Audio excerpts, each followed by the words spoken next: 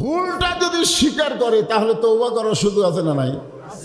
আমরা চার ভাই, এটি মিডিয়া হচ্ছে, এ খবর আমার বাড়িতে তবে, এর আগেও বলছি গেছে। আমরা চার ভাই। কয় ভাই? চার ভাই। আমার বড় ভাই আওয়ামী লীগ করে, আমার ছোট দুই ভাই বিএনপি করে, ওরা দুই কলেজের প্রফেসর, বিএনপি করে। আর বড় ভাই প্রাইমারি হেডমাস্টার, ওই করে আওয়ামী লীগ। আর আমি তো কোন দল বুঝতেছেন? 5ই আগস্টের পরে দেখে আমার বড় ভাই আমার মাদ্রাসার মসজিদে এসে ঢুকলো, আমি সিসি ক্যামেরাতে দেখলাম। তা আমি আস্তে আস্তে নিচে নামে এসে বললাম, ভাই খবর কি? বলে আল্লাহর ঘরে 2 রাকাত নামাজ পড়বো। আলহামদুলিল্লাহ। তো নামাজ পড়ার পরে কি খবর ভাই? তওবা কর, তওবা করা, আমি ফিরে আসতে চাই। আমি বললাম, কী জন্য ফিরে আসবেন? ভাই যেই দলের মেম্বার থেকে প্রধানমন্ত্রী ভুলে যায়, ওই দল আর করবো না ভাই। তুই আমার তওবা পড়া। আমার বড় ভাই ভুল বুঝে তওবা পড়ে আওয়ামী লীগ বাদ দিছে। তো এই অবস্থায় এখনো যদি আপনারা মনে করেন আওয়ামী লীগ আপনাকে ভালো লাগে, তাহলে তো এখন আপনার ভুল বুঝতে পারছেন যে এই দল চলবে না, তওবা করেন। ওমর ফারুক যখন বলতেছে আমার ভুল হয়ে গেছে, রাখাল বলতেছে তাহলে আল্লাহ তোমাকে তওবা করার সুযোগ দিচ্ছে। সুবহানাল্লাহ বলেন না কেন? ভুল হলে তওবা করার সুযোগ আছে না নাই? জমিনান নাসি মা ইয়াকুলু আমান্না বিল্লাহি ওয়া বিল ইয়াউমিল আখিরি ওয়া মা হুম বিমুমিনিন। মানুষের মধ্যে এমন অনেক মানুষ আছে যারা বলে আমরা আল্লাহ বিশ্বাস করি, পরকাল বিশ্বাস করি, আল্লাহ বলতেছে এরপরে এরা মুমিন না। আবার এই আয়াত আল্লাহ বলতেছেন ইন্নামাল মুমিনুনা আল্লাযিনা, মুমিন কারা? মুমিনদের 1 নম্বর বৈশিষ্ট্য হলো ইজা যুকিরাল্লাহু ওয়াজিলাত কুলুবুহুম। যখন তাদের সামনে আল্লাহর জিকির হবে, এই জিকিরের কারণে তাদের অন্তরের মধ্যে তড়ফড় করবে, কম্পন সৃষ্টি হবে অন্তরের ভিতরে, দেহের ভিতরে না। আজকে আমাদের বাংলাদেশের জিকিরে দেহ লাফায়, দেখেন না? জিকির করতে করতে খুঁটি দিয়ে সামনের উপর চলে যায়, জিকির করতে করতে দৌড়ে আসে পিসাবক কাটা ধরে, ঠিক কিনা? এখন আল্লাহ বলতে যে ভিতরে কম্পন হবে আর একে শরীর লাফায়, তার মানে এ জিকির, এটা জিকির না। এখন অন্তরের মধ্যে কম্পন সৃষ্টি হওয়াটা কেমনে?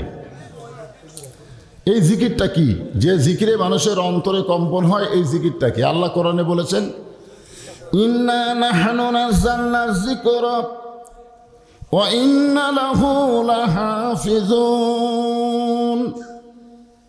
ইন্না নাহনু নাযালনা যিকরা ওয়া ইন্না লাহু লাহাফিজুন। আল্লাহ বলেছেন এই কোরআনকে আমি জিকির হিসাবে নাজিল করেছি। কি হিসাবে?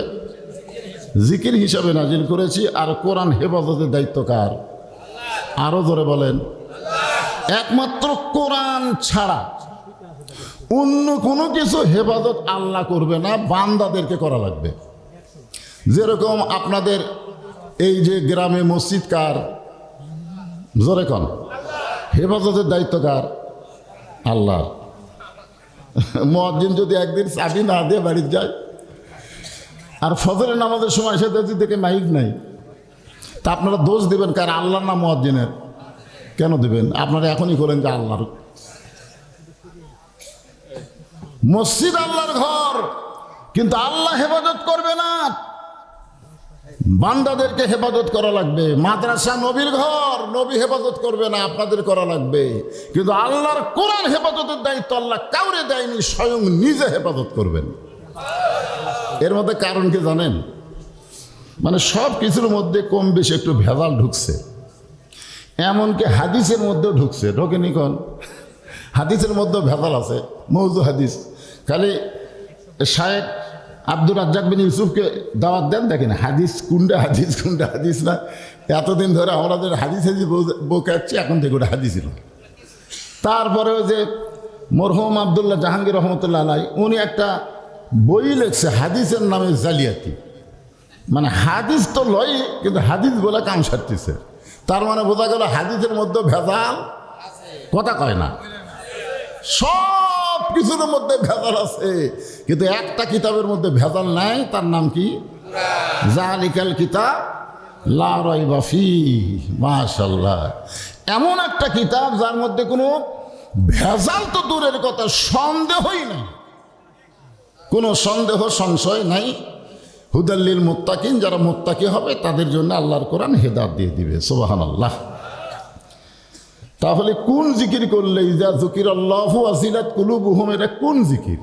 যেই জিকির করলে অন্তরের মধ্যে কম্পন সৃষ্টি হবে, এই জিকিরটার নাম বলা হচ্ছে আল্লাহর কোরআন। জোরে কেন সুবহানাল্লাহ। হ্যাঁ, এখন আল্লাহর কোরআন কেমন জিকির? আল্লাহর নবীকে হত্যা করার জন্য নাঙ্গা তরবারে হাতে নিয়েছিলেন হযরত ওমর।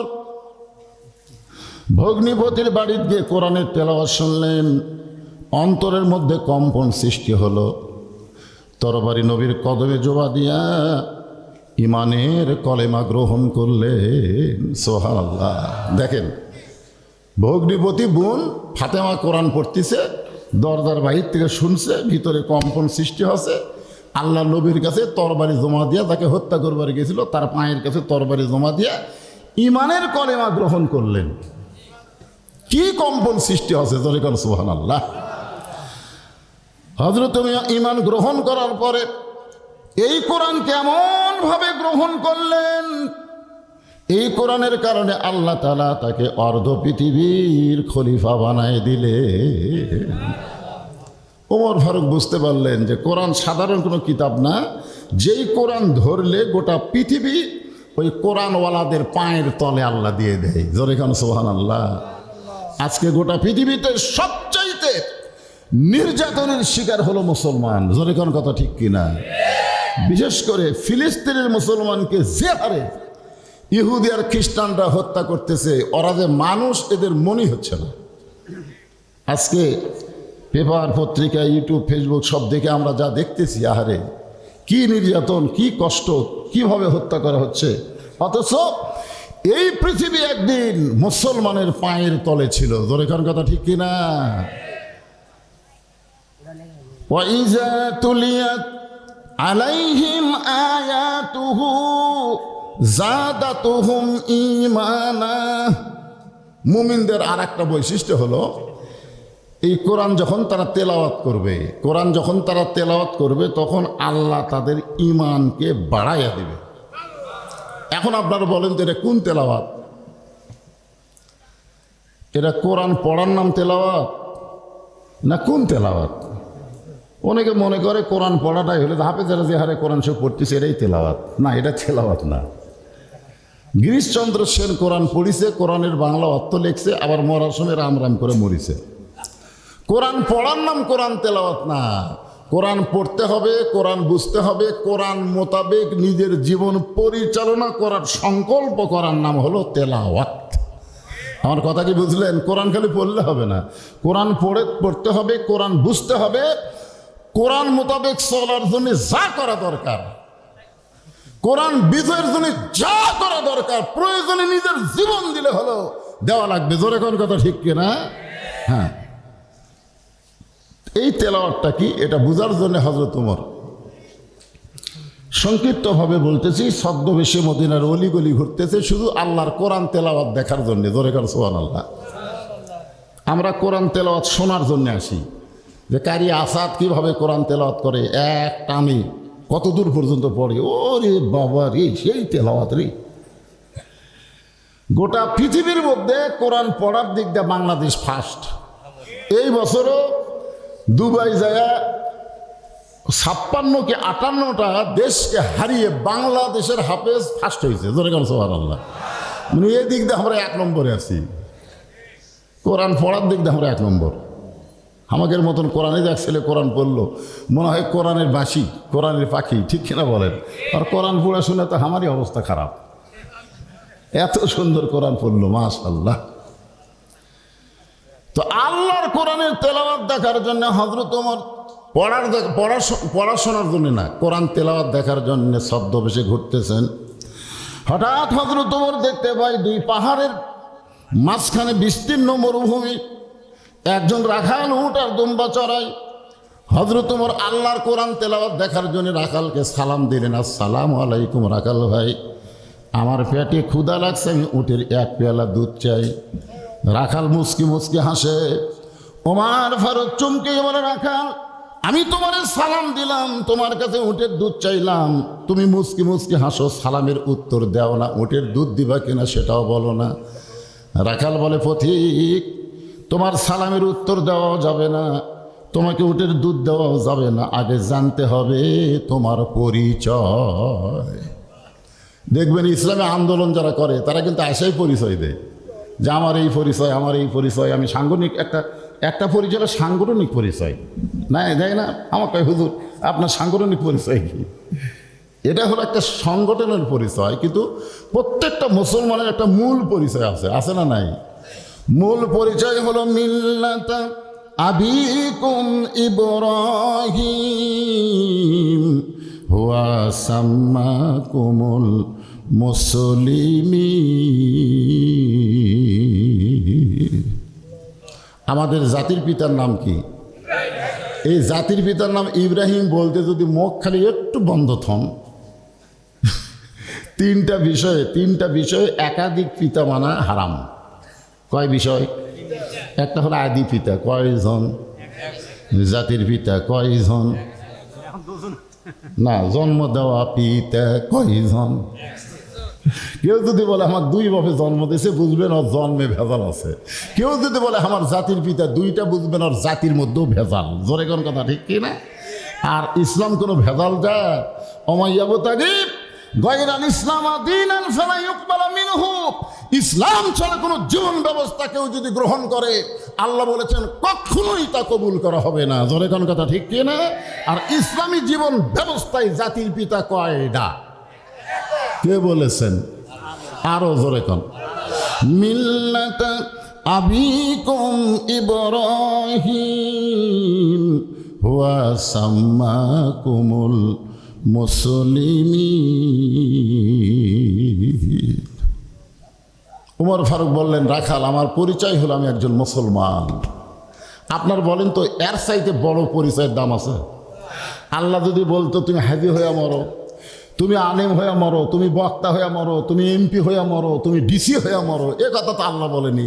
আল্লাহ বলেছে লা তামুতুন্না ইল্লা ওয়া আনতুম মুসলিমুন, তুমি মুসলমান না হয়ে মরো না। তার মানে দুনিয়ার কোনো পরিচয় আমাদের দরকার নাই, একটাই পরিচয়, তাই হলো মুসলমান। ধরে কোন কথা, ঠিক কি না? যেই বলবো আমাদের পরিচয় কি, সবাই বলবেন মুসলমান, বলতে পারবেন না? আমাদের পরিচয় কি? আরো জোরে জোরসে বলুন। এখন মুসলমান মানে কি? পরিচয় তো ঠিকই মানলেন। হায় রে,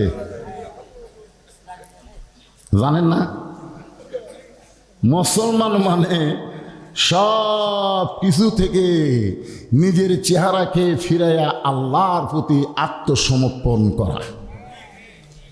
দুনিয়ার কোনো কিছু আমরা মানি না, যা মানবো আল্লাহর। ধরে কোন কথা, ঠিক কিনা?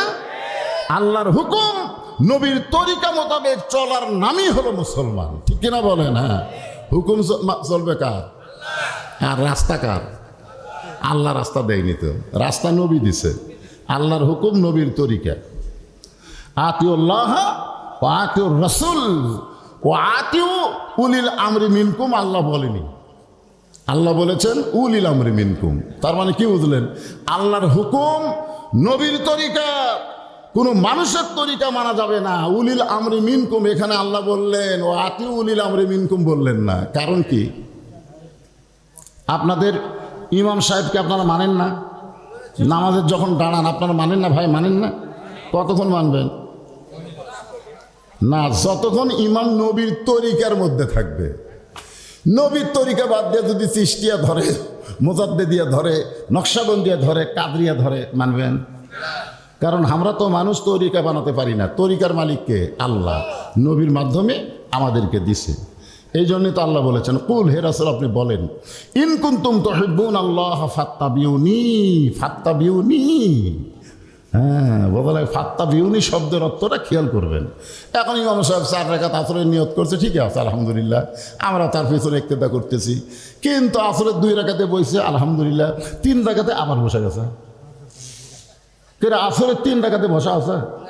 তখন যদি আমরা বলি না আমরা ইমাম যা করবি আমরাও চাই, তাহলে নবীর তরিকা বাদ দেয় ইমামের তরিকা গ্রহণ করা হলো। আর যদি আমরা 3 রাকাতে ইমাম বসে মাত্র আল্লাহু আকবার, আল্লাহু আকবার লোকমা দেয়, ইমাম তুমি তোমার ইচ্ছা মতো নামাজ পড়াতে পারবে না, নবীর তরিকা মোতাবেক নামাজ পড়াও। লোকমা দিলাম, খাড়া হও, যদি খাড়া না হও তোমাকে বাদ দিয়ে আমরা নতুন ইমাম নিয়োগ দিব। ধরে কোন কথা, ঠিক কি না? অনেকে বলে হুজুর পিঠ ধরা যাবে কিনা, পিঠ ধরা। ওমর ফারুক মুসলমান পরিচয় দিলেন যে আমার পরিচয় হলো মুসলমান। রাখাল মুসকি মুসকি হাসে আর বলে আসল না নকল? এইবারে তো ধরা খাওয়া। আপনারা কারা কারা মাগরিব এশার নামাজ পড়েননি? না, হাত তুলবার বলতেছি না। সবচাইতে বড় আদালতের নাম হলো বিবেক। বিবেক, বিবেকের চাইতে বড় আদালত আর কিছু নাই। বাংলাদেশের যত বিচার হয়েছে হাসিনার সময়, ওই বিচারপতির বিবেক ছিল না বলে ভালো মানুষকে জেলখানা দিতে, খারাপ মানুষকে জামিন দিয়েছে। ধরে কোন কথা ঠিক কিনা?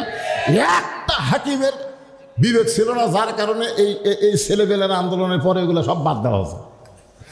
তোরা তো বিচারক না, তোরা হলো বড় চোর। সবচাইতে বড় আদালতের নাম হলো বিবেক। আপনার বিবেকের আদালতে আপনি প্রশ্ন করে দেখেন তো, যে আপনি মাগরিব এশার নামাজ না পড়ে আওয়াজ শুনতেছেন, ফজরের আগে যদি আপনি মরে যান, মনে করেন যদি মরে যান, তাহলে দুনিয়ার কত মানুষ আপনার জানাজার নামাজ পড়ালে আপনি জান্নাতে যাবেন? আর আপনি যদি মাগরিব এশার নামাজ আদায় করে ফজরের আগে যদি মারা যান, দুনিয়ার কোনো মানুষ যদি আপনার জানাজা না পড়ে, তারপরও নামাজ আদায়ের কারণে আল্লাহ আপনার জান্নাত দিবার পারে। ধরে কোন কথা ঠিক কি না? তা আসল মুসলমান কারা আর ভেজাল মুসলমান কারা? দেখবেন মুসলমানের মধ্যে আমাদের কিছু ভেজাল বার আছে। আমার দয়াল বাবার দরবারেতে কেউ ফিরে না খালি হাতে। আপনারা বলেন তো এরা আসল না ভেজাল? রাখাল বলে পথিক তুমি আসল না নকল? ওমর ফারুক বলে রাখাল মুসলমান তো মুসলমান, এর মধ্যে আবার আসল নকল কি? রাখাল বলতেছে আসল মুসলমান যারা হবে তারা চাওয়ার ব্যাপারে সতর্ক থাকবে। আসল মুসলমান দরকার হলে ফাঁসির মঞ্চে যাবে, কিন্তু রাষ্ট্রপতির কাছে দরখাস্ত লিখবে না। একজন আসল মুসলমানের নাম হলো মতিউর রহমান নিজামী, নাম শুনছেন?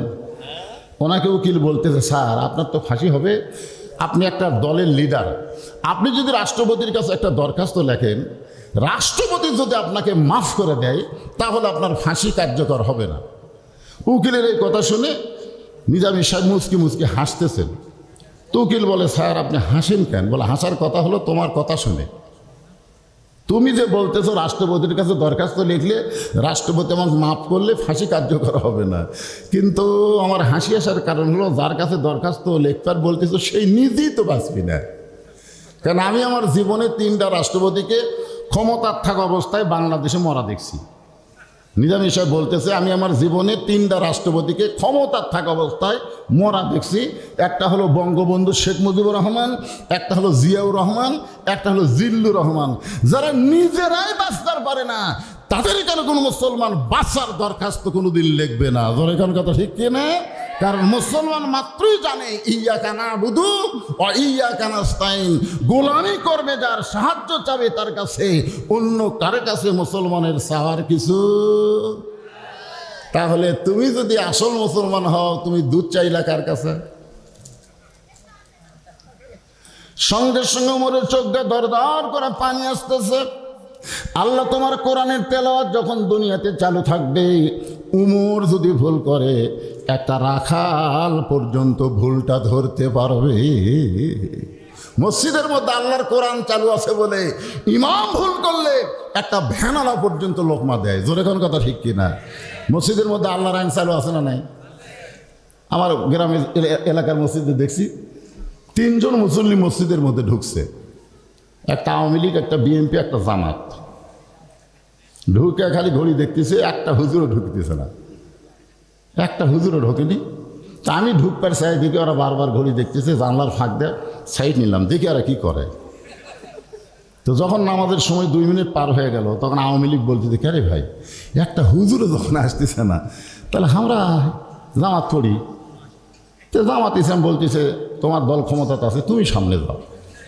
আওয়ামী লীগ বলতে তো পাগলা, আমি মাঝে মধ্যে মসজিদে ঢুকি রে, কিন্তু ওই জায়গাতে আমি জীবনেও যাওয়ার সাহস করবো না। মানে ওই খালি লাইনও থাকে, সামনে যায় না। তো বিএনপি ভাই তোমার খবর কি? বড় জোর আকামত দেবো, কিন্তু তাহলে 3 জনের মধ্যে সামনে যাবে কে? আওয়ামী লীগ ঠেলা দেয়, বলতেছে জামাত তুই যা, তুই যা, তুই যাবে। কি তোরা মসজিদের মধ্যে দেখো কে সামনে যায়, সমাজের মধ্যেও ওই দলকে সামনে দিতে হবে। জোরে বলেন কথা ঠিক কিনা?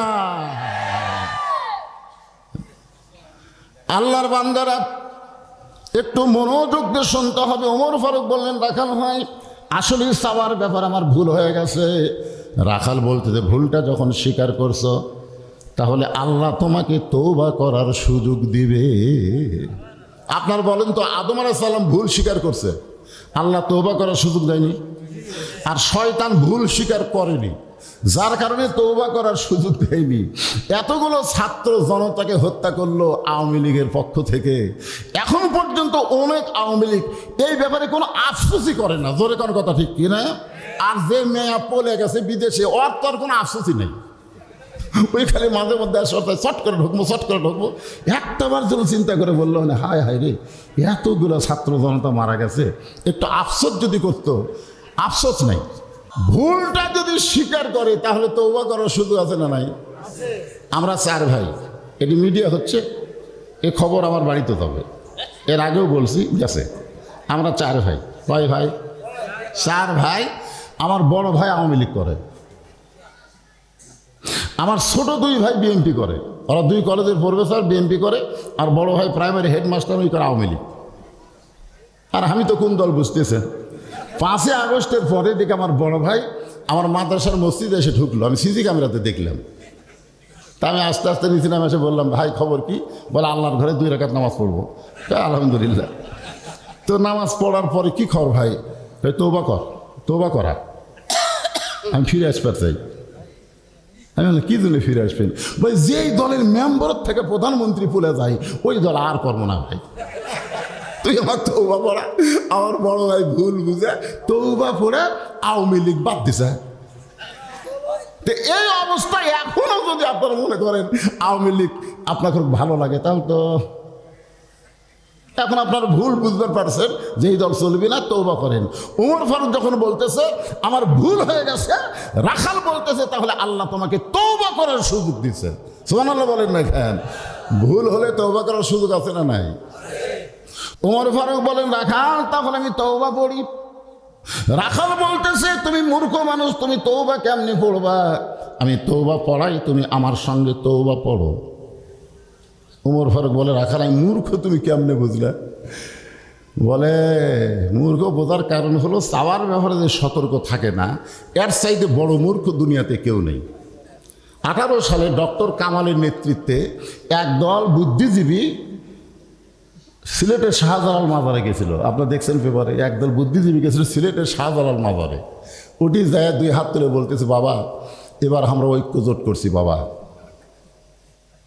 আমরা ভোটার ডাল আছি। মাজারের যে হাত তুলে বলতেছে, বাবা এবার আমরা ভোটার ডাল আছি। আল্লাহ বলতেছেন, ইয়া আইয়ুহাল্লাযীনা আমানুস্তাঈনু বিস-সাবরি ওয়াস-সালাত ইন্নাল্লাহা মা'আস-সাবিরিন।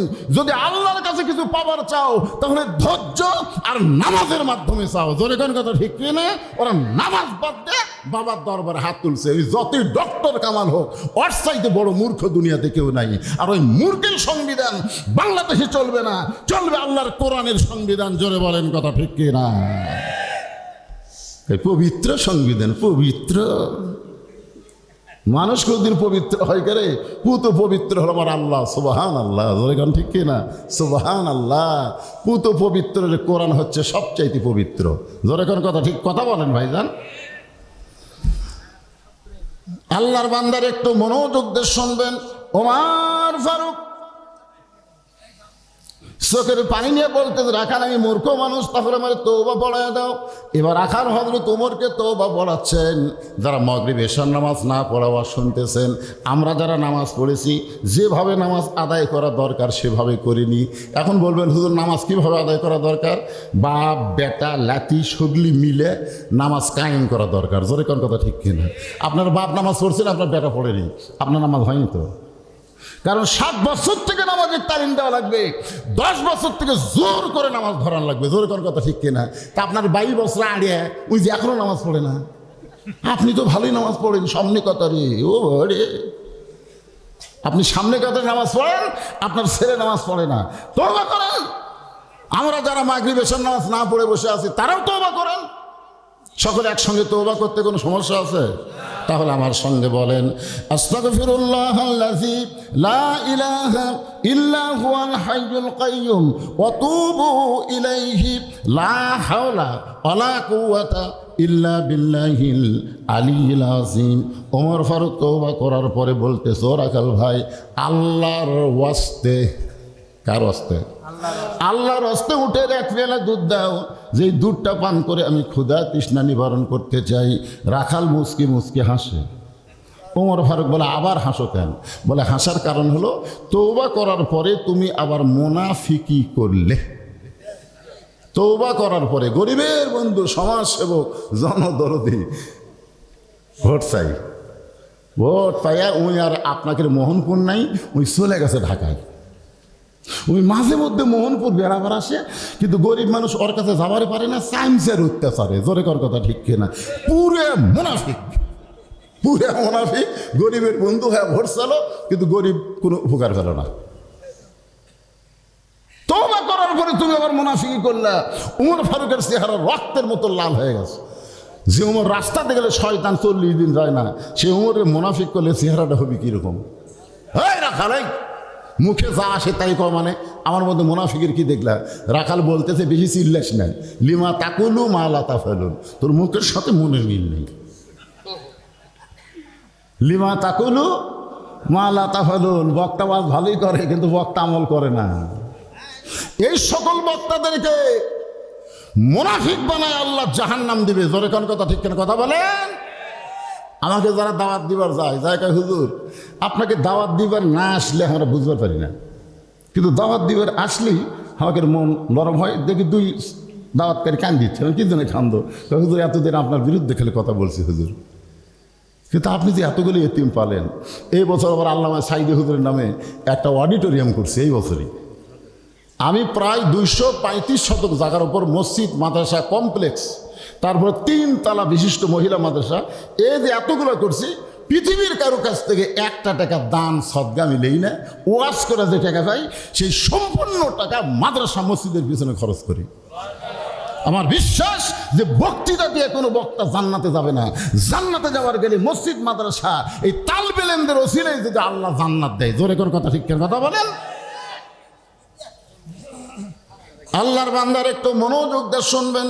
ওমর ফারুককে রাখাল কোরআনের আয়াত শোনাচ্ছে। ওমর ফারুক কিন্তু কোরআনের তেলাওয়াত দেখার জন্য ছদ্মবেশে ঘুরতেছে। রাখাল বলতেছে, লিমা তাকুলু মা লা তাফালুন। তুমি সত্যি করে বলো তো, তোমার মুখের সাথে অন্তরের মিল আছে? ওমর ফারুক বললে, কেমনে?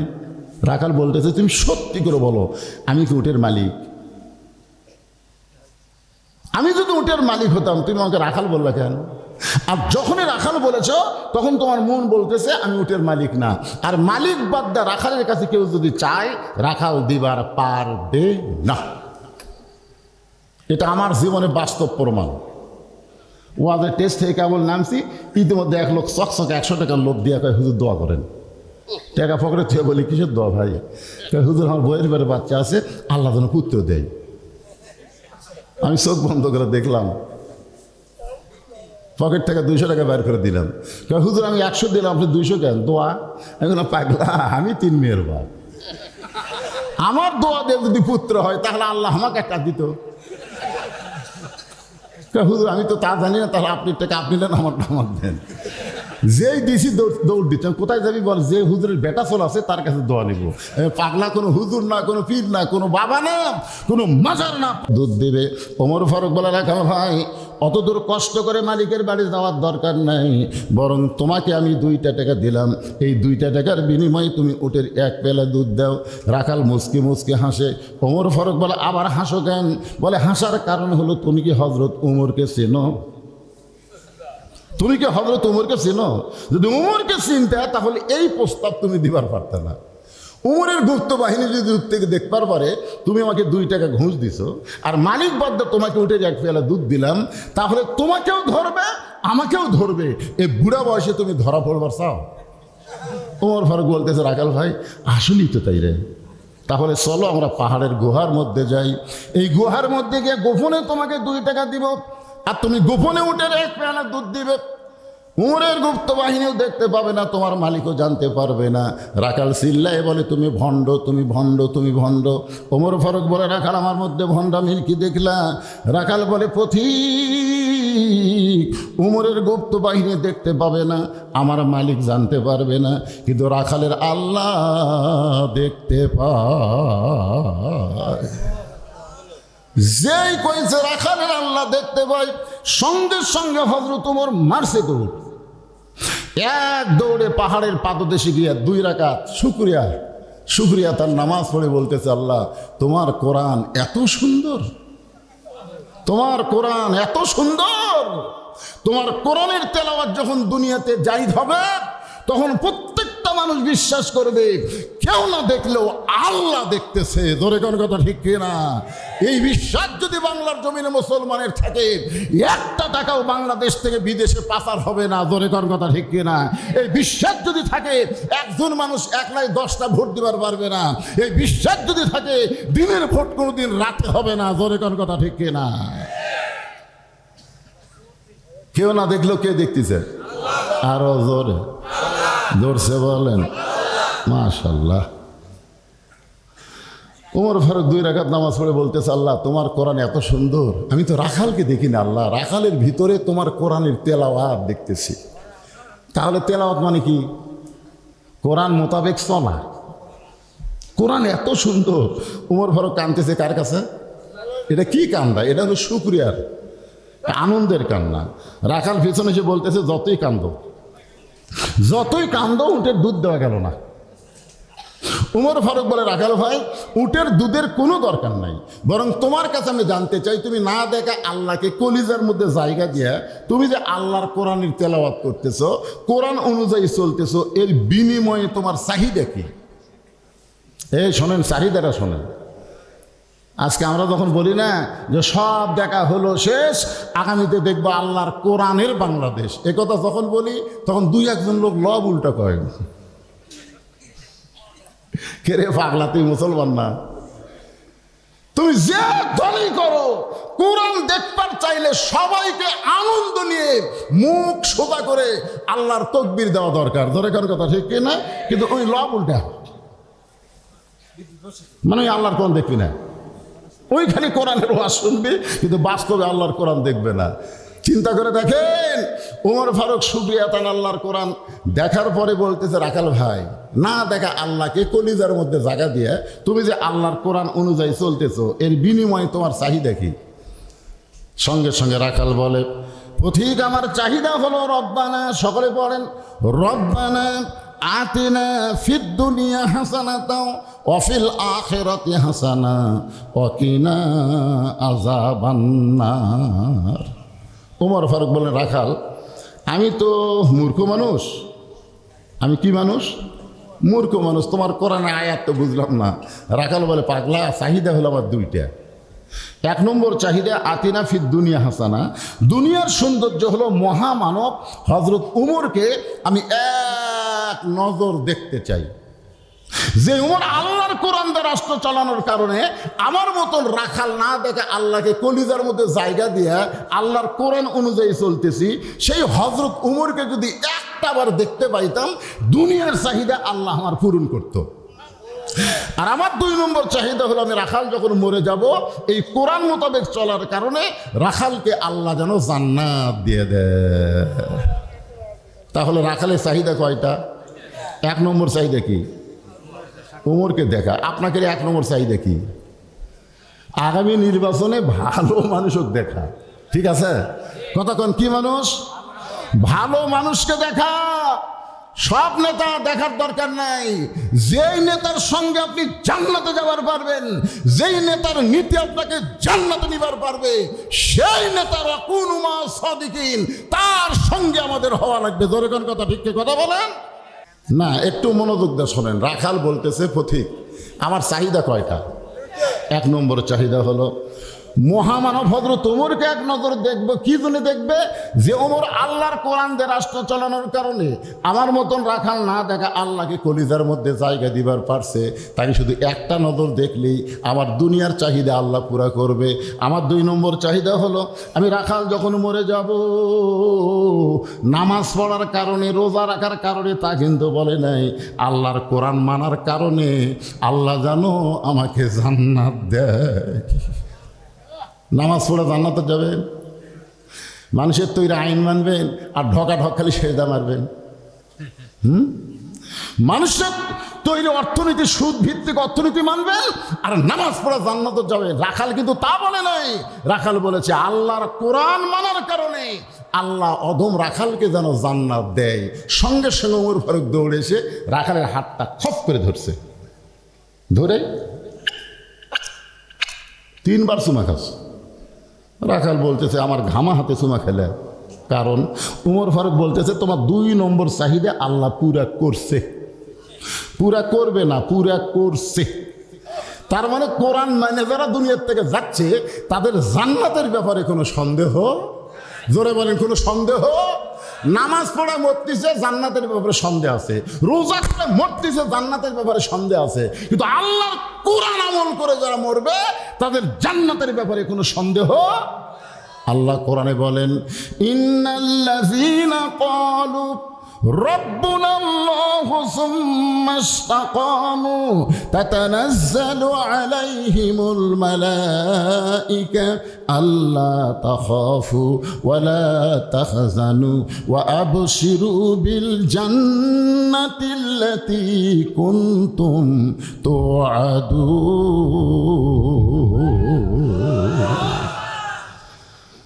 রাখাল মুচকি মুচকি হাসে। ওমর ফারুক বলে, রাখাল মরার পরে আল্লাহ তোমাকে জান্নাত দিবে, এই কথা আমি বলার পরে তোমাকে সুবহানাল্লাহ বলা দরকার ছিল, তো তুমি সুবহানাল্লাহ না কয়ে মুচকি মুচকি হাসতিছে কারণ?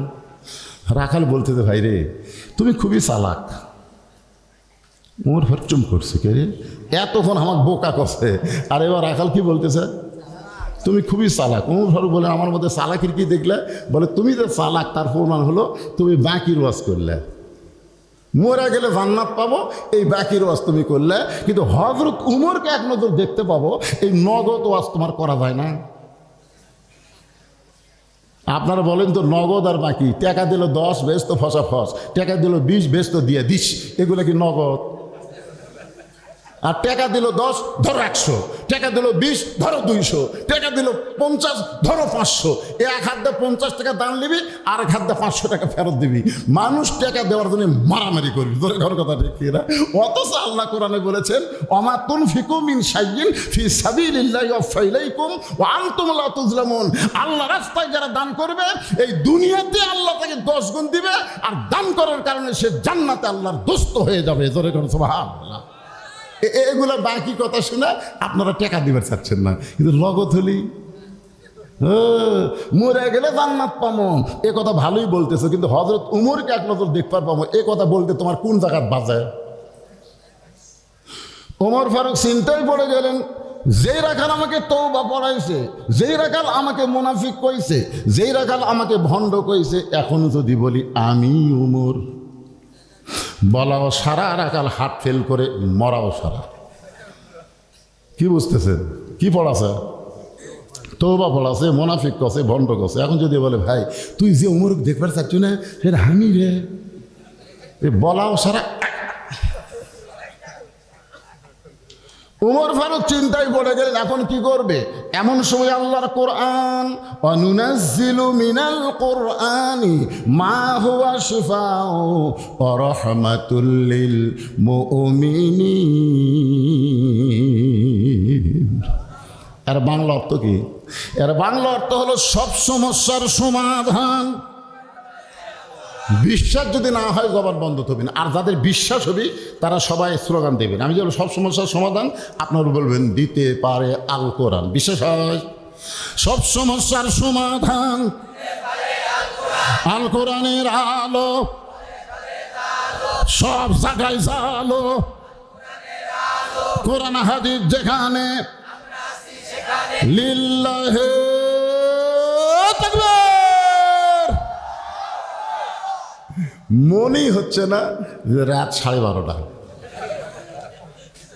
আপনাদের সাইজ দেখে মনে হচ্ছে কেবল মনে হয় 10টা বাজল। একটা তকবীরে দেখছেন, তকবীরের পাওয়ার দেখছেন? তকবীরের এত পাওয়ার ভাই। আজকে 8-10 দিন হলে মেয়েটা খালি কান দিচ্ছে, পেটে বাচ্চা আছে, প্রসব বেদনা, খালি কান্দে। তখন গুজরাটে আল্লাহ আকবার মিছিল চলতেছে, ওই হিন্দু বাপ মা অ্যাম্বুলেন্স করে মেয়ে খেলে আসতেছে হাসপাতালে, সিজার করবি। কিন্তু মুসলমানের ওই ভিড়ের মধ্যে পড়ে গেছে, ওরা মারা দিছে তকবীর। একজন কয় লিল্লাহি তাকবীর, আর একজন কাছে আল্লাহু আকবার। যে 10 জন আল্লাহু আকবার কাছে আল্লাহু আকবার ধাকিতে ওই অ্যাম্বুলেন্সের মধ্যে মেয়েটা আল্লাহু আকবার শুনে বুঝছেন ভয়ে ওই চমকে উঠছে, চাল্লুক করে বাচ্চা বের হয়ে গেছে। এতদিন হলে কান্দে যে বাচ্চা হয় না, তকবীরের ধাকিতে বাড়াছে। হিন্দু বাপ মাও কয় না আর হাসপাতাল লাগবে না, চলো বাড়ির যাই। বাড়ির যায় 2 মাস পরে সাংবাদিক সম্মেলন করে কইছে ভগবান ভগবান করে কান্দে কাম হয়নি। মুসলমানের আল্লাহ আকবার তকবীর শুনে যখন বাচ্চা খালাস হয়, আর ভগবানের দলে না, আমরা সবাই পারিবারিকভাবে আল্লাহর ইসলামকে কবুল করে নিলাম। তকবীরের পাওয়ার জানে। এক তকবীর দিয়ে 12:30 রাত হয় 10টা। ঘড়ি দেখেন না, খালি চেহারা দেখেন, রাত উঠি যাবি। আল্লাহর বান্দার একটু মনোযোগ দিয়ে শোনেন। ওমর ফারুক বললেন, রাখাল ভাই, উদউ ইলা সাবিলি রাব্বিকা বিল হিকমাহ, যদি সত্যি তুমি ওমরকে দেখতে চাও তাহলে তোমাকে ফজরের নামাজ সামনে কাতারে আদায় করা লাগবে। কোন জায়গায়? সামনে কাতারে যদি ফজরের নামাজ পড়তে পারো তাহলে মেহরাবের দিকে লক্ষ্য করে দেখবা যেই মানুষটা ইমামতি করতেছে সে মানুষটি হলেন হযরত ওমর। আপনারা বলেন আগামী নির্বাচনে ভোটর যারা দাঁড়াবে তার মধ্যে সবাই কি মসজিদে ইমামতি করতে পারবে? পারবে? তো ইমামতি কারা করতে পারবে? আলেম ওলামা যেখানে আমরা আছি। আলেম মানে টাইটেল পাস দাওরা পাস না, আলেম মানে কোরআন হাদিস নিয়ে যারা চর্চা করে। জোরে কান, কোরআন হাদিসে যারা বিশদ জ্ঞান রাখে। আমরা অনেক ডিগ্রিধারী লোক পারবো না। জামাত ইসলামের একটা রোকনের সাথে জোরে কান কথা ঠিক না, কারণ সিলেবাস অনুযায়ী কোরআন পড়েছে, তাফসির পড়েছে, হাদিস পড়েছে, সব বিষয়ে তাদের জ্ঞান আল্লাহ মাথায় দিয়েছে। একটু মনোযোগ দিবেন। ওমর ফারুক বলে, রাখাল রে, সত্যি যদি ওমরকে দেখতে চাও তাহলে ফজরের নামাজ তোমাকে সামনে কাতারে আদায় করা লাগবে। ফজর যদি সামনে কাতারে আদায় করো, মেহরাবের দিকে লক্ষ্য করে দেখবা যে মানুষটা ইমামতি করতেছে ওই মানুষটি হলেন হযরত ওমর। রাখাল ছোট বাচ্চার মতন কান্দে। ওমর ফারুক বলে, রাখাল এতক্ষণ তুমি হাসলা, এখন তুমি কান্দার কারণ? বলে, কান্দার কারণ হলো আমি বারান্দার নামাজ পড়ি, আমি বারান্দায় নামাজ পড়ি। ওমর ফারুক বলে, তুমি বারান্দায় নামাজ পড়ো কেন? রাখাল বলে, আমি মূর্খ মানুষ, রাখাল মানুষ, আমি রাখাল কেমনে সামনে যাই? মসজিদের মধ্যে নবীর দামি দামি সাহাবি, ওই দামি দামির সাহাবির মধ্যে আমি রাখাল কেমনে যাই? এই জন্য বারান্দায় নামাজ পড়ি হয়। ওমর ফারুক বলে, রাখাল তুমি কম দামি আর মসজিদের মধ্যে দামি দামি, এই কথা তোমাকে বুঝাইলো কে? আল্লাহর কোরআনের তেলাওয়াত হলো, ইন্না আকরামাকুম ইনদাল্লাহি আতকাকুম। ওই ব্যক্তি সবচাইতে দামি হয় যার কলিজার মধ্যে আল্লাহর বেশি ভয়। আপনারা মনে করতেছেন আমি সিয়ারত বসে ওয়াজ করতেছি আমি দামি, আর আপনারা মাটির বসে ওয়াজ শুনতেছেন আপনারা কম দামি। আল্লাহ তো এটা বলে না। আল্লাহ বলেছে, ইন্না আকরামাকুম ইনদাল্লাহি আতকাকুম। ওই ব্যক্তি সবচাইতে দামি হয় যার কলিজার মধ্যে আল্লাহর বেশি ভয়। রাখাল উমরকে যদি দেখবার চাও তাহলে সামনে কাতারে যাওয়া লাগবে। এখন কি করিবা কও? রাখাল বলছে, তাহলে আজকে এশার নামাজ পড়ে বাড়ি যাচ্ছি না। ওমর ফারুক বলে, এশার নামাজ পড়ে বাড়ি যাবে না কেন?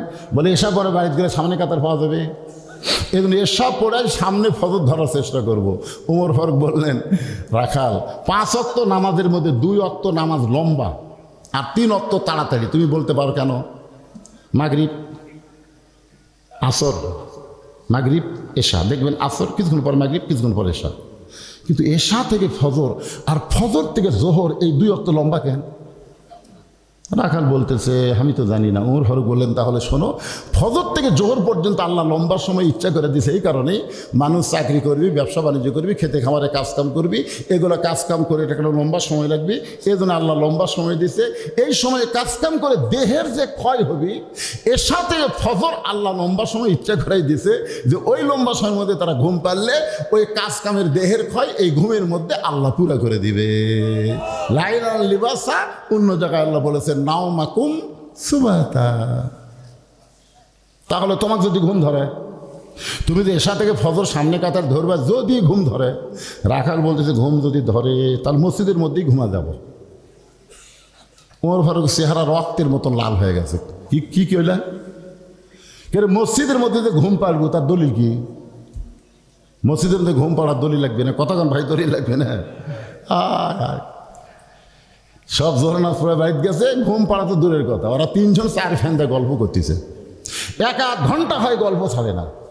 ফেরেশতাকে আল্লাহ সবাই চলে গেল, ফাইদা কুদিয়াতি সালা ফান্তাশিরু ফিল আর, তুমি ঘোষণা করেছো নামাজ হয়ে গেলে মসজিদটা বাড়ার লাগবে, কিন্তু এরা যে তিনজন চার ফ্যানতে গল্প করতেছে 1 ঘন্টা ধরে, এর কি রেজাল্ট কি?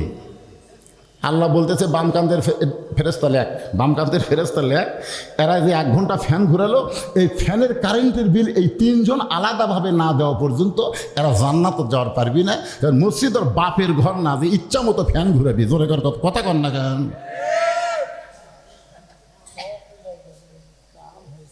কাম হয়েছে নাকি? নামাজ হয়ে গেলে কি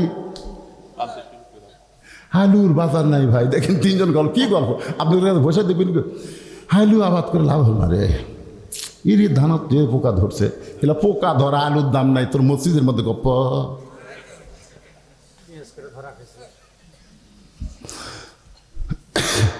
ওমর ফারুক বললেন রাখাল আজানের গুরুত্ব দিও। 5 ওয়াক্ত নামাজের মধ্যে সবচাইতে গুরুত্বপূর্ণ আজান হলো ফজরের আজান। জোরে বলেন কোন আজান? ফজর আজানের মধ্যে একই শব্দ 2 বার বেশি কয়। আপনাকে এলাকাত কয় কি শব্দ? এই যুবকেরা, এই যে যুবক যারা আছো, এই যুবকদের বলতেছি, মুরব্বীদের বলতেছি না বাবা। এই যে যুবক, এই যে আর সালাতু খায়রুম মিনান নাওমের অর্থ কি? তো তোমরা তখন কোকড় হয়ে কমলের মধ্যে ঢুকে থাকো। মানে আগে আসলো 3.5 হাত, যেই ফজর আজান দিচ্ছে 2.5 হাত, মানে আস্তে করে কম্বল মাথার উপর দিচ্ছে, পাও এখন বার হয়ে পাও টেনে বুকের কাছে চলছে। জানলা দিয়ে তাকে দেখবেন মানে চাউলের বস্তা ঢাকা চলছে, আগাও নাই পাছাও নাই। কারা আসসালাতু খায়রুম মিনান নাওম, মুরব্বীদের চাইতে যুবকদের গুরুত্ব দেওয়া বেশি। হাসরের ময়দানে আল্লাহ বলবেন শৈশবকালের কোনো হিসাব দেওয়া লাগবে না, বুড়াকালের কোনো হিসাব দেওয়া লাগবে না, যৌবনকালের হিসাব দিয়ে জান্নাতে যাও। জোরে কোন কথা ঠিক কিনা? সেই যৌবন বয়সে তুমি আরাম করলে, আর বুড়া বয়সে তুমি কোকাতে কোকাতে মসজিদে গেলে। যুবকদের বলতেছি বাদান, ফজরের নামাজ আর এশার নামাজ জামাতে আদায় না করলে তার মধ্যে মুনাফিকি ঢুকবে। জোরে কোন কথা ঠিক কিনা? রাখাল আজানের গুরুত্ব দিও। এতদিন রাখাল নামাজ পড়ছে বারান্দায়, আজকে যেই মাত্র ফজর আজান দিয়েছে, রাখাল খুব জোরে জোরে মসজিদের দরজায় গিয়া দোয়া পড়তেছে, আল্লাহুম্মা আফতাহলি আবওয়াবা রহমাতিক। মসজিদের দরজাত গেলে একটা দোয়া পড়া লাগে, আপনার পড়েন কি দোয়া? আল্লাহুম্মা আফতাহলি আবওয়াবা রহমাতিক। এই দোয়া পড়ে কোন পা দিয়া? যদি আপনি আওয়ামী লীগ করেন তখন কোন পা? না না, 2 পন্থী বাংলাদেশে, 2 পন্থী, একটা ডানপন্থী একটা বামপন্থী। আওয়ামী লীগরা কিন্তু বলে আমরা বামপন্থী, তো বামপন্থী ডান পাও দেশকা। এই দেই বরে কছে বাবা, আল্লাহর জায়গার মধ্যে কোনো বামপন্থী চলবি না। তাহলে মসজিদ যদি আল্লাহর হয়, আপনাকে এই জায়গা কার? না না, এটা আল্লাহ। ওই যে হুজুর দেখতেছেন না, ওটা আমার চাচা, ওই সাইডে ওটা আমার বাপের, ওই সাইডে আমার ভাইয়ের, আর এদিকে যা দেখতেছেন সব আমার।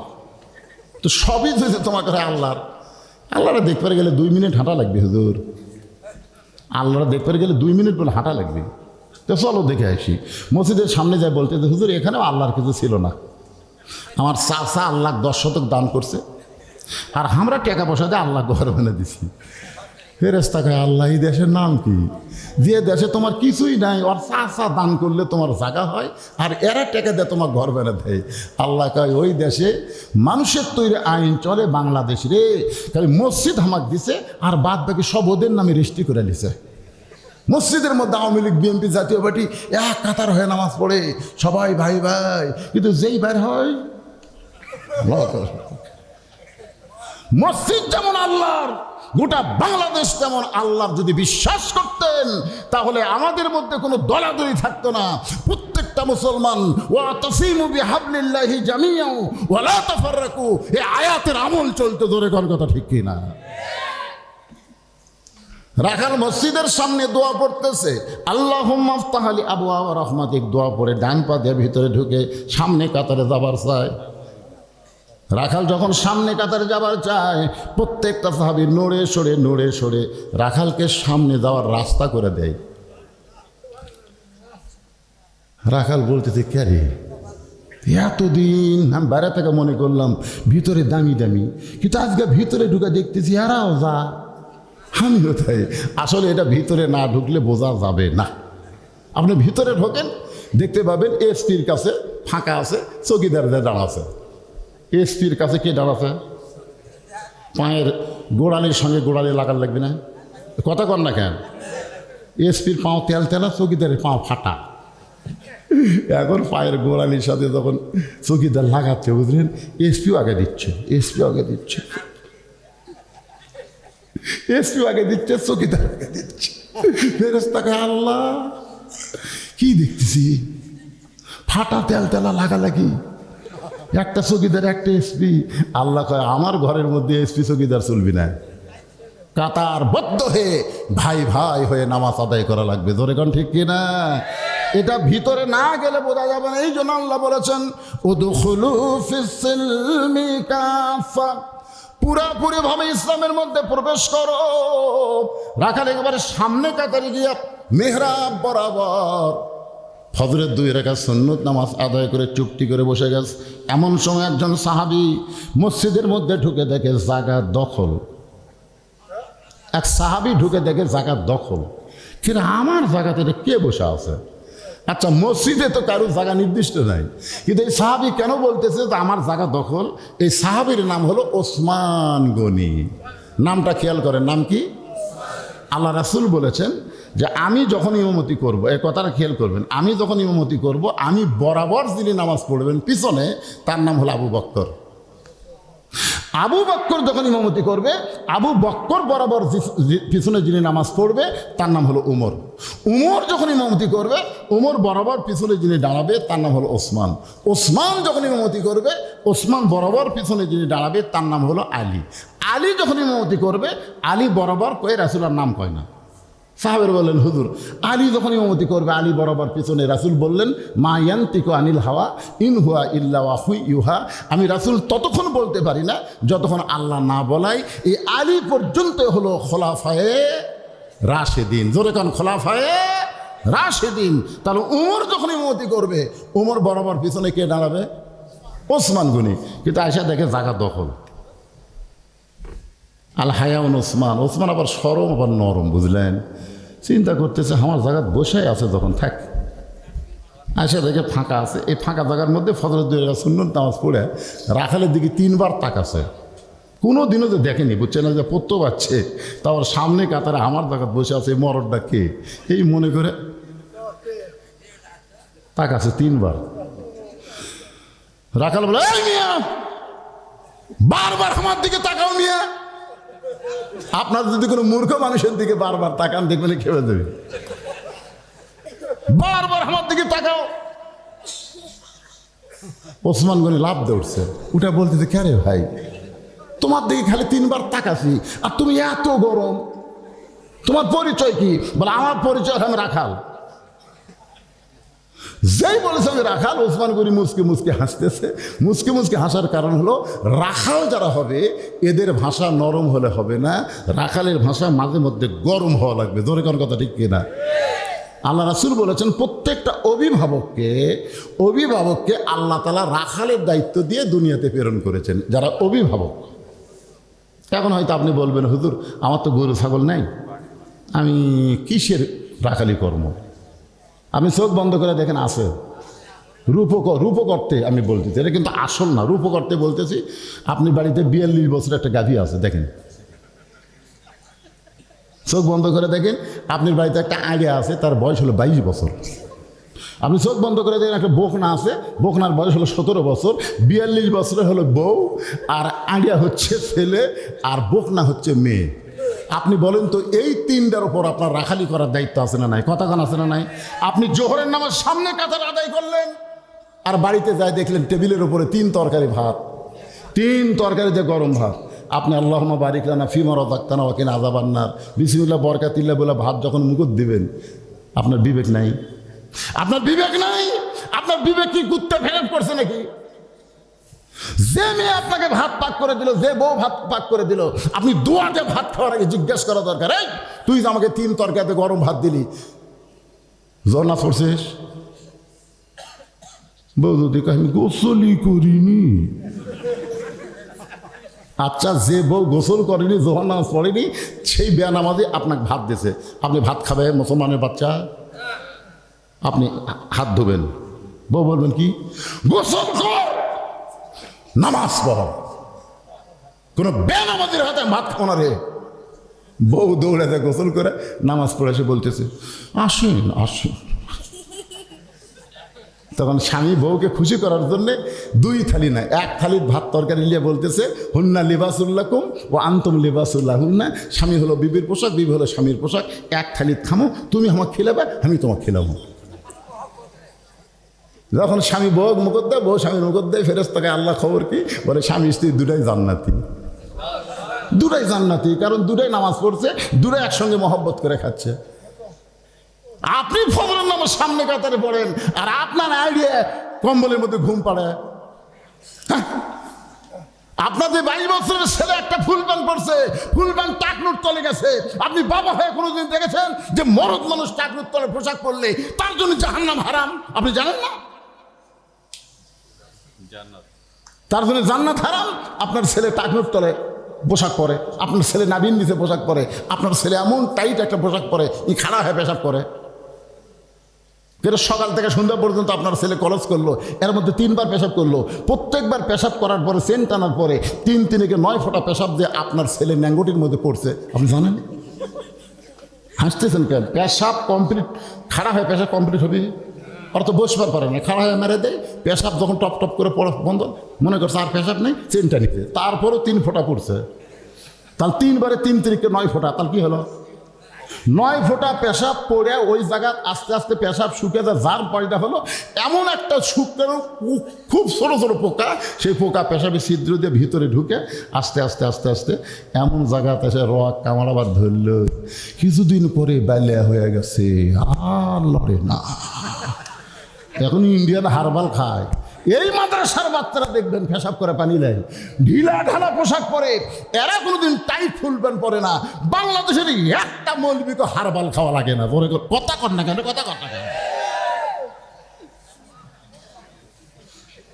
তা আপনার 22 বছরের ছেলের দিকে আপনার নজর দেওয়ার দরকার আছে না নাই? আপনার 17 বছরের একটা মেয়ে আছে, আল্লাহ নবী 9 বছরের মেয়ে ফাতেমার ঘরের মধ্যে ঢুইকা দেখে ফাতেমা হাতের মধ্যে চুরি দিয়ে মুচকি মুচকি হাসতেছে। 9 বছরের ছোট্ট মেয়ে হাতের মধ্যে চুরি দিয়ে মুচকি মুচকি হাসতেছে। এই দৃশ্য দেখার পরে নবী আমার ঘর থেকে বাইরে গেছে। যে বাবা ঘরের মধ্যে ঢুকিয়ে আমাকে আদর করে, মা মা বলে আমাকে আদর করে, আজকে সেই বাবা কেন ঘর থেকে বার হয়ে গেল? বারান্দা থেকে ফাতেমা দেখে নবীর চোখ দিয়ে দর দর করে পানি পড়তেছে। ফাতেমা বলে, কি দুঃখ বাবা, এমন করে আপনি কাঁদতেছেন? রাসূল বলেন, ফাতেমা, যে দুনিয়াতে সাজবে মা, আল্লাহ তার আখিরাতের শ্বাস কমায়া দিবে। সঙ্গে সঙ্গে ফাতেমা হাতের চুরি খুলে মাটির ফাইলা দেয়। নবী দৌড়ে গিয়ে দুইটা চুরি করে জামার পকেটের মধ্যে ঢুকাই। ফাতেমা বলে, বাবা যেই চুরি হাতে দেওয়ার কারণে আপনি রাগ করে বাইরে গেলেন, আবার সেই চুরি ফাইলে দিলাম কেন পকেটে ঢুকাইলেন?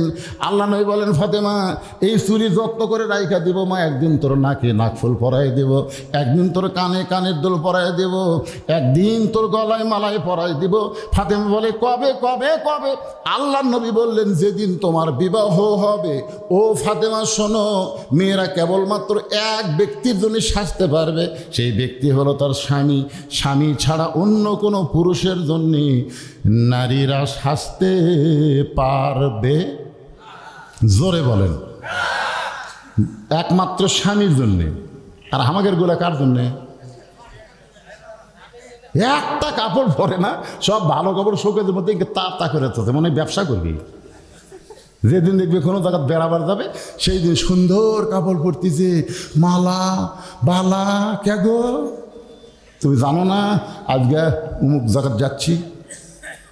আমি মা বোনদের জন্য বলবো, শোনেন, রাতটা যখন গভীর হয়ে যায়, উম্মাহাতুল মুমিনিন মা আয়েশা সাজতেছে, রাসূল বলতেছে, আল্লাহ আয়েশা সাজতেছে আমার জন্যে। আল্লাহ করে আয়াত নাজিল করে দিল, আপনি হলেন নবী না, আপনি হলেন স্বামী, আয়েশা হলো আপনার বিবি। সুবহানাল্লাহ কন না কেন? আর স্বামীর জন্য তো বউ সাজবেই। আমার মায়েরা বোনেরা যারা পর্দার অন্তর আছেন, পর পুরুষের জন্য কালো বোরকা পরবেন, পুরুষ যেন আপনার কিছুই দেখতে না পারে। আর স্বামীর সঙ্গে কোনো পর্দা করা লাগবে না। অনেক মেয়েরা দেখবেন স্বামীর সামনে মাথার ঘোমটা দেয়, স্বামীর সামনে ঘোমটা লাগবে না, পর পুরুষের সামনে পর্দা করবেন। ওমর ফারুক দেখার জন্য রাখাল সামনে কাতারে বসে আছেন। কিছুক্ষণ পর ওসমান গনি বলেন, ভাইজান কোনোদিন আপনাকে সামনে কাতারে দেখি নাই, আজকে প্রথম দেখতেছি, আজকেই প্রথম দেখতেছি। ভাই আপনার নিয়ত কি? আমার নিয়ত হলে বারান্দার নামাজ পড়ি, আজকে সামনে কাতারে যাচ্ছি দেখার জন্যে। দেখা হয়ে গেলে এই কষ্ট করে আর কার আসবো না, কারণ সামনে কাতারে আসা খুবই কষ্ট। এই বারান্দাত কি আরাম রে, শেষে এসে আগে যাওয়া যায়, বারান্দাত কিন্তু শেষে এসে আগে যাওয়া যায়।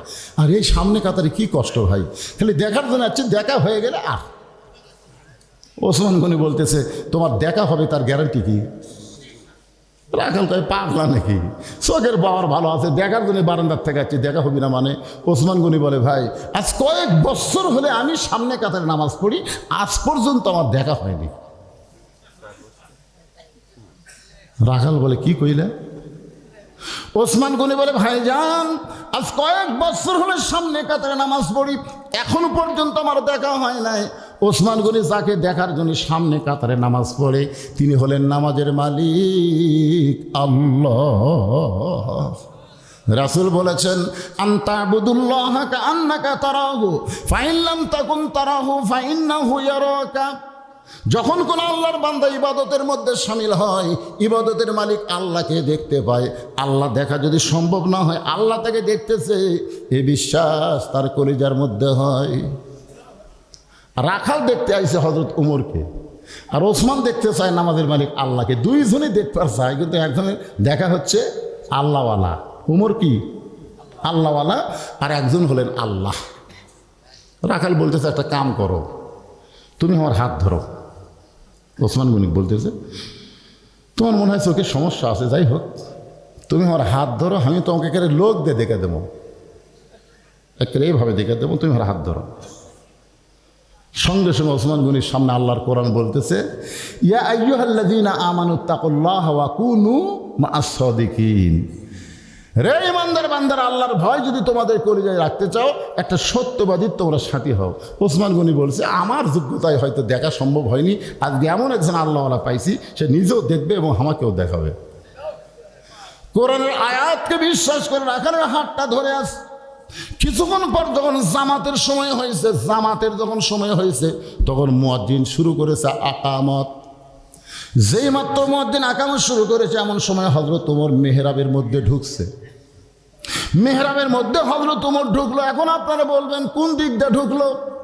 বর্তমান বাংলাদেশে দরজা দিয়ে ইমাম মসজিদ ঢোকে, কিন্তু আল্লাহর কোরআন দিয়ে যখন রাষ্ট্র চলবে, তখন ইমাম মানে ওই এলাকার একজন নেতা। জোরে কোন কথা ঠিক কিনা? সবাই ইমামতি করতে পারবে না। মেহরাব থেকে একটা দরজা আছে, ওই দরজার ওইবার রেস্টরুম, রেস্টরুম থেকে হয়তো তোমার যেই মেহরাবের মধ্যে ঢুকছে, মুয়াজ্জিন আকামত দিচ্ছে, ওমর ফারুক মেহরাবের মধ্যে ঢুকছে, এমন সময় রাখাল বাম হাত দিয়ে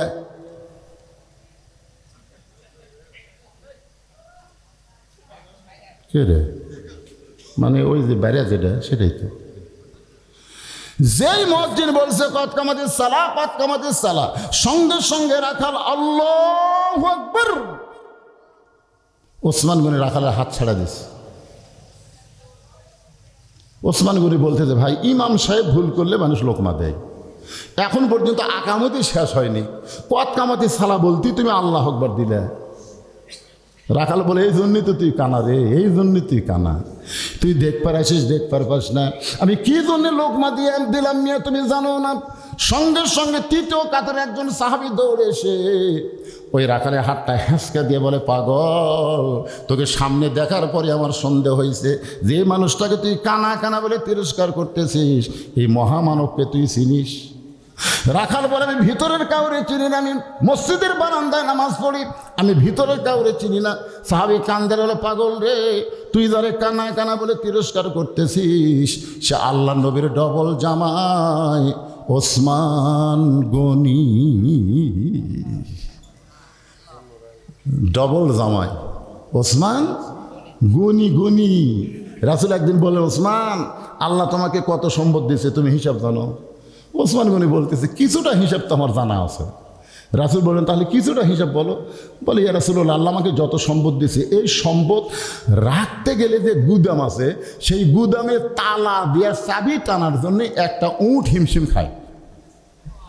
তাহলে কতগুলো গুদাম আছে আর কতগুলো তালা লাগায়, আর তালার সোলানি, চাবি মানে কি, এই সোলানি, এই সোলানি টানতে একটা উট হিমশিম খায়। নবী বলতেছে, ওসমান, তাহলে আল্লাহ তোমাকে এত সম্পদ দিছে, এই সম্পদগুলো যদি আল্লাহ ফেরত চায়, সম্পদের মালিককে কও আল্লাহ, তো আল্লাহ যদি কয় ওসমান দিছি এখন ফেরত দাও, তাহলে তুমি কি করবে? যে এই কথা বলছে ওসমান গনি মারছে দৌড়। সাহাবীরা বলছে যে হুজুর দেখছেন, যেই ফেরত দেওয়ার কথা বলছেন কি হারে দৌড় দিল। আল্লাহ রাসূল বললেন, তদন্ত না করে কোনো কিছু বলো না, আমার ওসমান তো এমন না। দেখি কিছুক্ষণ পরে নবী দেখতে পায়, সাহাবীরা দেখতে পায়, ওসমান গনি ওই উটের রশি ধরে টানে আনতেছে, যার উপরে যে সোলানি আছে, চাবি আছে, ওটা টানে এনে রসুলের হাতে দিয়ে বলতেছি, ইয়া রাসূলুল্লাহ, গুদাম দিলাম, গুদামের খাদ্য দিলাম, তালা দিলাম, তালা বহনকারী উট সহ চাবি সব আল্লাহ দিয়ে দিলাম। রাসূল বলে, ওসমান, সবই যদি আল্লাহ দিলে তোমার জন্য থাকলো কি? ওসমান গনি বলে, একজন ইমানদারের জন্য কি থাকা দরকার? ওয়ালা রব্বিহিম ইয়াতাওয়াক্কালুন, একজন ইমানদার আল্লাহ রাসূল ছাড়ার কিছুই চায় না। জোরে কোন সুবহানাল্লাহ। ওসমান গনি নবীর ডবল জামাই। সাহাব রাখাল চিল্লায় বলে, এই জন্যই তো বারান্দায় নামাজ পড়ি, এই জন্য ভিতরে ঢোকার সাহস পাইনি, ভিতরে নবীর দামি দামি সাহাবী, আমি একটা মূর্খ রাখাল কেমনে বুঝবো ভাই? কিন্তু এই পথিক আমার সর্বনাশ করছে, ওই পথিক আমার সর্বনাশ করছে। ওই পথিক আমারে কইছে, উমরকে যদি দেখতে চাও তাহলে ফজরের নামাজ সামনে কাতার আদায় করা লাগবে। শুধু হযরত উমরকে দেখার জন্যে আজকের বারান্দা ছেড়ে সামনে কাতার আইছি ভাই, কিন্তু উমরকে দেখতে আইসা ওই পথিককেই যদি আমি দেখতে পাই তাহলে তোমরাই বলো, লোকমা দেওয়া ছাড়া তো আমার উপায় নাই। আমি আল্লাহু আকবার লোকমা দিয়া ওই পথিককে মেহরাব থেকে সরাই দিব, ওই জায়গায় হযরত উমরকে আমি এক নজর দেখতে চাই। হাজার হাজার সাহাবীরা কান্দে, সমস্ত সাহাবী যখন কাঁদতেছে, রাখাল চিল্লায় বলে, বারান্দায় নামাজ পড়া ভালো, এই ভিতরে কেন কান্দা কান্দি শুরু হয়ে গেল? ওসমান গনি বলে, রাখাল ভাই, ভিতরে কান্দার কারণ হলো তুমি তাকে পথিক পথিক বলতেছো, তিনি হলেন হযরত উমর। গাছের গোড়া কাটলে গাছটা যেমন পড়ে যায়, রাখাল তেমনি মেহরাবের মধ্যে পড়ে কাটা মুরগির মতন ছটফট ছটফট করতেছে, আর ছোট বাচ্চার মতন ফুফায় ফুফায় কান্দের বলে, আমিরুল মুমিনিন, আমি আপনাকে তওবা পড়াইছি, আমি আপনাকে মুনাফিক কইছি, আমি আপনাকে ভণ্ড কইছি, এত কথা বলেছি গো আমি, আপনি অধম রাখালকে কিছুই বলেন নাই। সমস্ত সাহাবীরা জবান বন্ধ করে তাকায় আছে, সর্বনাশ কি কয় রে, আমি আপনাকে তওবা বলাইছি, আমি আপনাকে ভণ্ড কইছি, মুনাফিক কইছি, আপনি অধম রাখালকে কিছুই বলেন নাই। সঙ্গে সঙ্গে হযরত ওমর এক টানে রাখালকে মাটি থেকে উঠে বুকের মধ্যে চাইপা ধরে কপালে একটা চুমা খায়। সমস্ত সাহাবীরা বলে, আমিরুল মুমিনিন, আপনাকে ভণ্ড কইছে, মুনাফিক কইছে, আপনাকে তওবা পড়াইছে, যেই লোকটা স্বীকার করতেছে তাকে আপনি কোনো শাস্তি না দিয়া বুকের মধ্যে নিয়ে কপালে চুমা দিলেন।